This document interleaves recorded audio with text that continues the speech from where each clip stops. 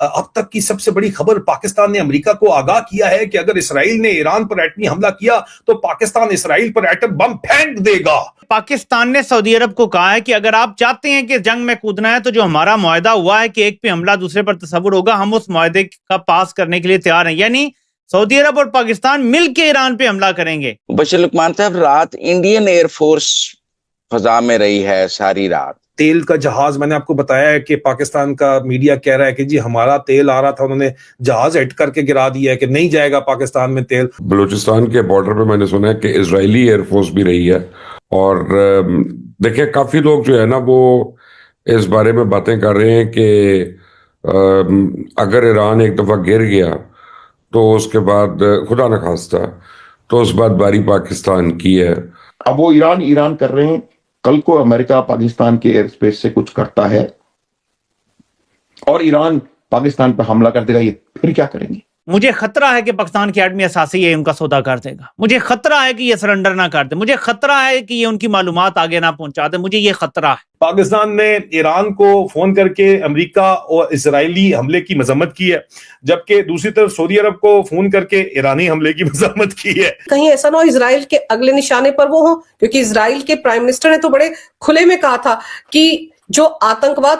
थोड़ा सा आगे बढ़ाकर आप सीधे वीडियो के मेन भाग पर पहुंच सकते हैं। प्लीज चैनल को सब्सक्राइब करिएगा। इस चैनल पर ने अमेरिका को आगाह किया है कि अगर इसराइल ने ईरान पर एटमी हमला किया तो पाकिस्तान इसराइल पर एटम बम फेंक देगा और पाकिस्तानी फौज अमली तौर पर ईरान के साथ मिलकर इस जंग में शामिल हो जाएगी।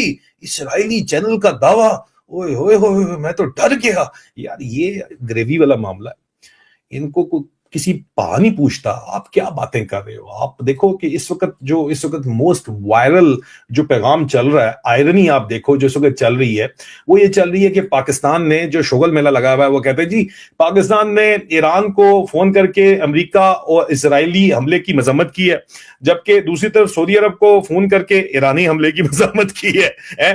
पाकिस्तान ने कहा है कि वो अमेरिकी हमले के खिलाफ ईरान के साथ खड़ा है और ईरानी हमले के खिलाफ सऊदी अरब के साथ खड़ा है।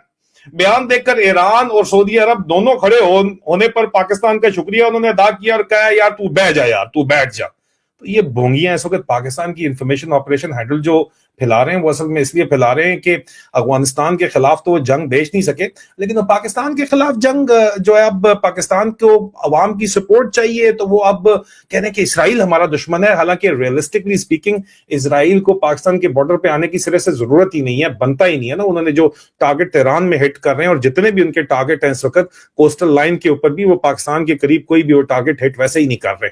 तो ये टोटल बोंगियां मारी जा रही हैं इस वक्त की जी ये मारेंगे, ये चलाएंगे एटम बम। इनको इजाजत के बगैर एटम बम अमेरिका की चलाने की इजाजत ही नहीं है। इन्होंने सिर्फ अफगानिस्तान के लिए इजाजत मांगी है और वो इजाजत इनको मिल तो गई है, लेकिन उनको भी पता है कि चलाने की इनकी जरूरत नहीं है। बशीर लुकमान साहब, रात इंडियन एयरफोर्स फजा में रही है सारी रात, वो क्या है कहानी?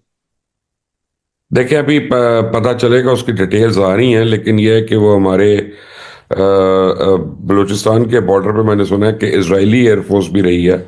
और देखिए, काफी लोग जो है ना वो इस बारे में बातें कर रहे हैं कि अगर ईरान एक दफा गिर गया तो उसके बाद खुदा न खास्ता तो उस बाद बारी पाकिस्तान की है।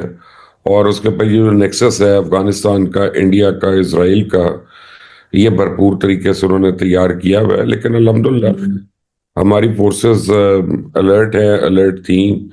और कल पाकिस्तान के ऊपर साइबर अटैक्स भी बहुत हुए, आपको पता है। और पाकिस्तान का जो सिविलियंस का निज़ाम है वो इतना फाल नहीं है हमारा, स्पेशली बैंकिंग का, एटीएम्स का और इन चीज़ों का। और एक एडवाइजरी जो आई है वो ये है कि पाकिस्तानी जितने वीपीएन्स यूज़ कर रहे हैं वो बराए मेहरबानी अगले 2-4 दिन वीपीएन वगैरह ना यूज़ करें, क्योंकि वीपीएन के ज़रिए उनके लिए बड़ा आसान हो जाता है पेनिट्रेट करना और उनको आपको हिट करना। तो अभी उसकी जो आपका सवाल है उसकी details as they filter in अगले 1-2 घंटे में हमें ज्यादा पता चलेगा उसका। लेकिन ये तो कंफर्म हुआ है कि इंडियन एयरफोर्स जो है फजा में थी रात। कल को अमेरिका पाकिस्तान के एयर स्पेस से कुछ करता है और ईरान पाकिस्तान पर हमला कर देगा, ये फिर क्या करेंगे? ये बिल्कुल क्लियर है, पाकिस्तान की परिस्थिति बहुत खराब हो गई है।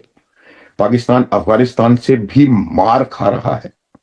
पाकिस्तान के इंटरनल इश्यूज बलोचिस्तान में, खैबर पख्तूनख्वा में, गिलगित बाल्टिस्तान में, पीओजे में बिल्कुल हाथ से बाहर निकलते जा रहे हैं और पाकिस्तान बहुत जल्द नो मोर पाकिस्तान होने वाला है। लेकिन सर, ये तो नहीं सोचा होगा ना डोनाल्ड ट्रंप ने कि जिस पाकिस्तान को मैं इतना फंड देता हूं, आईएमएफ के मतलब लॉकर के दरवाजे खोल देता हूं कि इनको खूब पैसा दिया जाए, वहां पर उनकी ही एम्बेसी, उनके ही कॉन्सुलेट को टारगेट करे वहां के लोग और मुल्ला मुनीर कुछ कर ना पाए। वहां पर तो आंसू गैस के गोले छोड़ रहे थे, गोलियां तो यूएस मरीन ने चलाई। तो इसकी जवाबदेही भी बनेगी ना मुल्ला मुनीर की तरफ कि तुम क्या कर रहे थे भाई, तुमको नहीं पता था कि ऐसा हो जाएगा।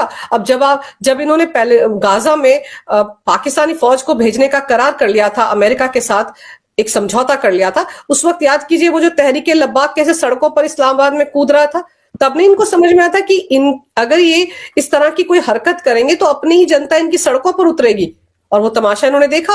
और सर, दूसरी तरफ कहीं ना कहीं अंदर खाने मुल्ला मुनीर को डर भी तो सता रहा है ना कि कहीं ऐसा ना हो इजराइल के अगले निशाने पर वो हो, क्योंकि इजराइल के प्राइम मिनिस्टर ने तो बड़े खुले में कहा था कि जो आतंकवाद को पनाह देता है उसमें ईरान नंबर 1 है, नंबर 2 पर पाकिस्तान है और उसको भी निशाने पर लेगा। और एर्दोगन और मुल्ला मुनीर की जैसी दोस्ती है, ये दोनों सिर जोड़कर डर के मारे बैठे होंगे कि कहीं इन दोनों में से किसी का नंबर ना लग जाए। बिल्कुल सही, आपका आकलन बहुत ही सटीक। मैं आपको एक बात बताता हूं, देखिए एर्दोआन जो है वो बहुत शातिर। एर्दोआन कोई भी इस प्रकार की मुझे नहीं लगता कोई ऐसा स्टेप आगे बढ़ के लेने वाला है जिससे कि इजराइल की रैथ उनके ऊपर आकर के गिरे। ये बिल्कुल साफ उसको पता है। वो कुछ बोलता रहेगा, कभी ईरान को कहीं से मदद कर देगा, कहीं उसको मदद कर। एर्दोआन की 2 प्रॉब्लम्स हैं। एक तो वो नाटो का सदस्य है, चूंकि वो नाटो का सदस्य है और अगर वो अमेरिका के खिलाफ हमला करता है या बात कुछ करता है तो वो वेयर इज द नेटो पूरे, तो ये एक उनका बड़ा भारी प्रेडिकामेंट है। दूसरी चीज ये है कि एर्दोआन बाहर से मदद जरूर करेंगे, वो ईरान को भी कहते रहेंगे भाई ये करो वो करो फलाना, कोई उसकी मदद के लिए निकल करके बाहर नहीं आएगा। परेशान कौन हो रहा है, फंस कौन रहा है? फंस रहा है मुल्ला मुनीर, क्योंकि वो दोगलापन पूरी दुनिया में दिखा रहा है। आपको मैं बता रहा हूं अंजू, आने वाला समय उनको दिखाएगा कि जिस तरीके से वो चीन को कंसेशंस पे कंसेशंस दे रहे थे, चाहे वो। दोस्तों, ये वीडियो यहाँ पर होता है खत्म। प्लीज चैनल को सब्सक्राइब करिएगा और अपने सुझाव दीजिएगा कि हम अपनी वीडियो में क्या सुधार कर सकें। जय हिंद।